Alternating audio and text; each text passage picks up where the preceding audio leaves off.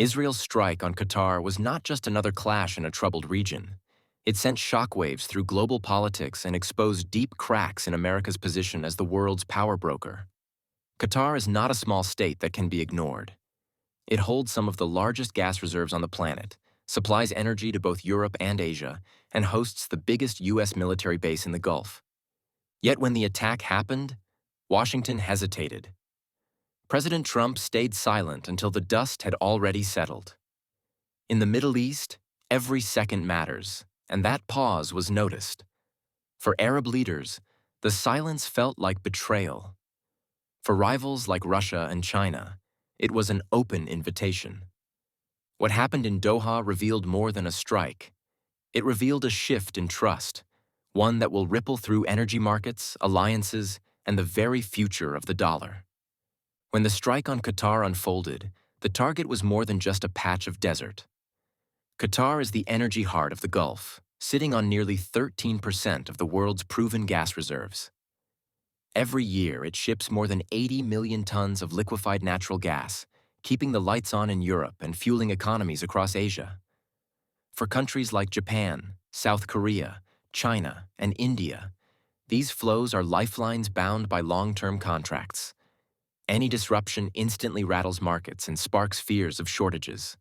But Qatar is not only about energy. It is also the backbone of America's military presence in the Middle East.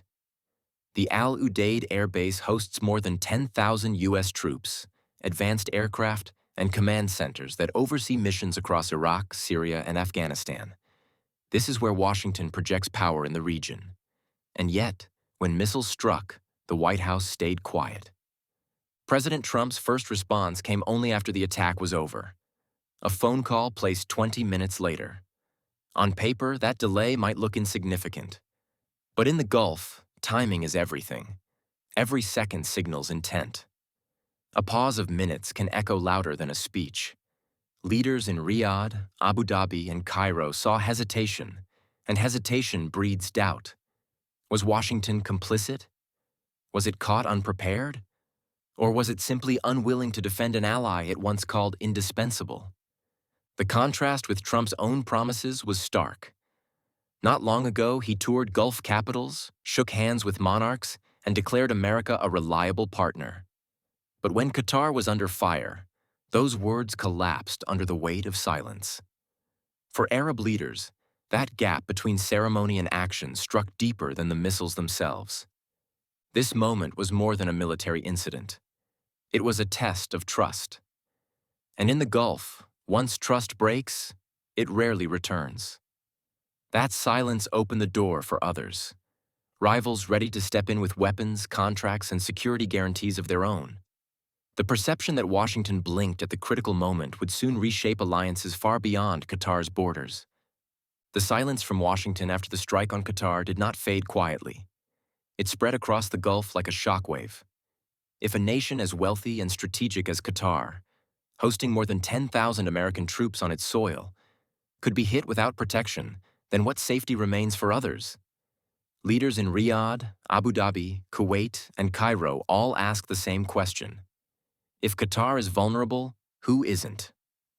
This doubt cut to the heart of U.S. influence. For decades, the Gulf states accepted American dominance because it came with an unspoken guarantee: security in exchange for loyalty. That understanding shaped every arms deal, every political concession, every diplomatic compromise. But the delayed response to Qatar made that guarantee look fragile. For the Arab League, where unity and rivalry coexist in uneasy balance, the sense of betrayal was unmistakable. The consequences are not limited to politics. Qatar's sovereign wealth fund, with assets close to $500 billion, is deeply woven into Western economies. It owns stakes in European banks, luxury car makers, London skyscrapers, and New York real estate. If a country so deeply tied to Western markets can be treated as expendable, then what are American promises worth to anyone else? That question now echoes in boardrooms as well as palaces. And these doubts come at a delicate moment. Trade patterns have already been shifting eastward. In 2022, China became the largest trading partner for Saudi Arabia, the UAE, and Egypt. Russian arms sales have steadily climbed.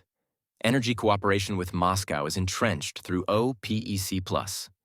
Against this backdrop, Trump's hesitation looked less like a minor slip and more like confirmation of a trend. America is no longer the anchor it once was. The collapse of trust is rarely sudden. It builds slowly, then crystallizes in a single event.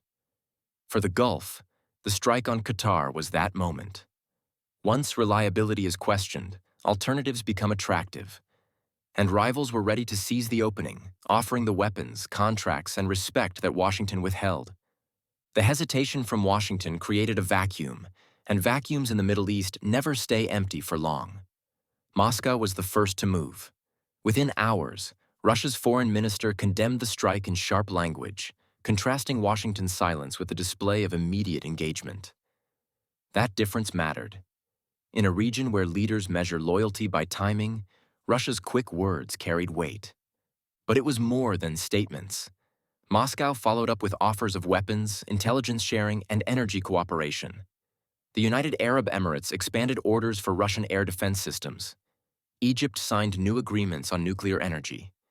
And through OPEC+, Saudi Arabia coordinated oil policy directly with Russia, tightening bonds that had already reshaped global energy markets. The message was clear.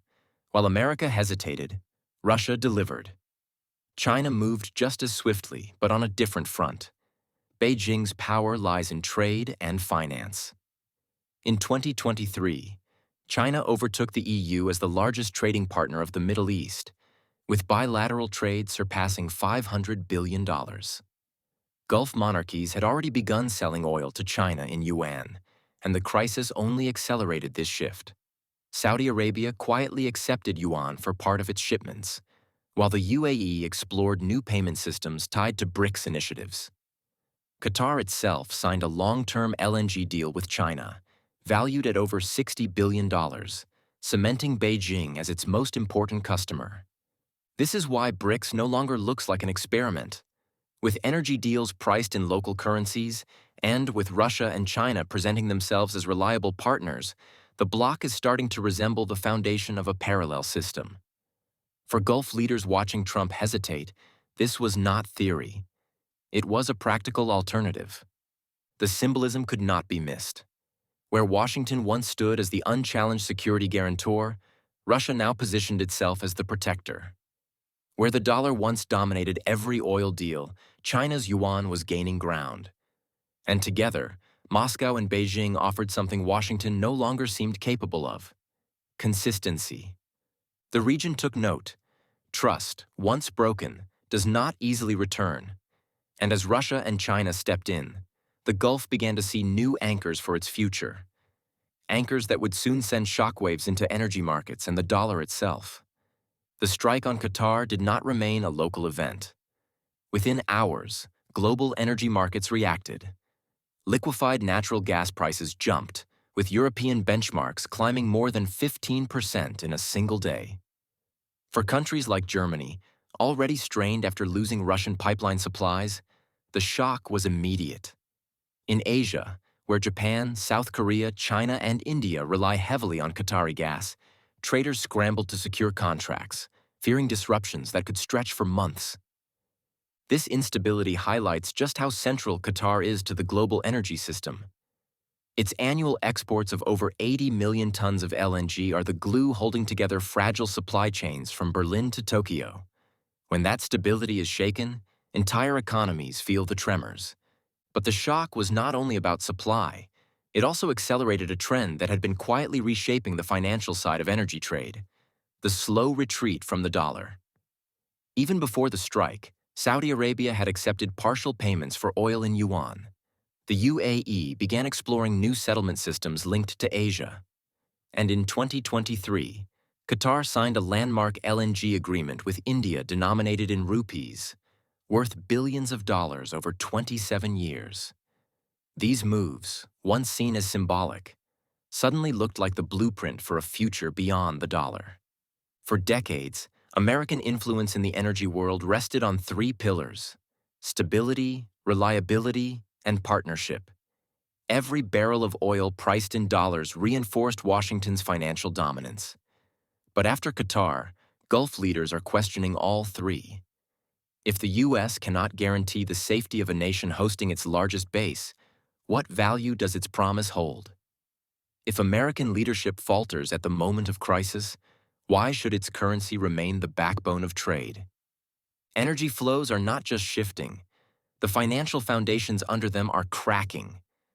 And as those cracks widen, new systems are emerging.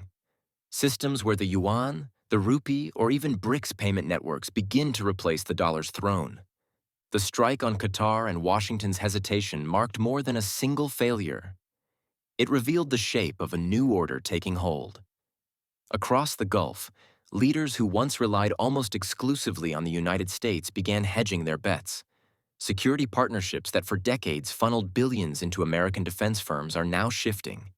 In 2024 alone, the UAE boosted purchases of Russian missile systems, while Saudi Arabia expanded joint oil production strategies with Moscow through OPEC+.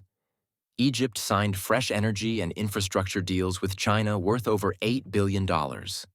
Trade flows confirm the same trend. China has become the largest trading partner of nearly every Gulf state, with bilateral trade surpassing $500 billion last year. Long-term contracts in energy, construction, and technology tie regional economies more closely to Beijing than to Washington. These ties bring not only commerce but also influence, reshaping how leaders calculate their future alliances. The perception taking root is that the U.S. can no longer be counted on as the Gulf's security guarantor. Russia, despite limited resources, is seen as more consistent in commitments. China, with its vast market and financing power, provides the economic anchor.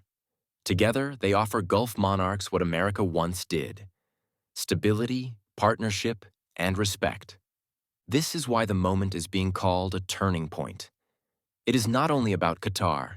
It signals the end of an era where Washington dictated the rules and the dollar sat firmly at the center. What replaces it will not arrive overnight, but the direction is clear. The Gulf is diversifying its security, its trade, and even its financial systems. And once that shift begins, history shows it rarely reverses course. For decades, America's role in the Gulf rested on one promise: protection in exchange for loyalty. But when Qatar was struck and Washington hesitated, that foundation cracked. Now energy flows are shifting, defense deals are moving east, and currencies beyond the dollar are gaining ground. The Gulf is no longer waiting for U.S. guarantees. It is quietly building a new order with Moscow and Beijing at its side. The question is simple. If trust in America fades abroad, how long before its currency and power begin to unravel at home? So don't just watch history unfold.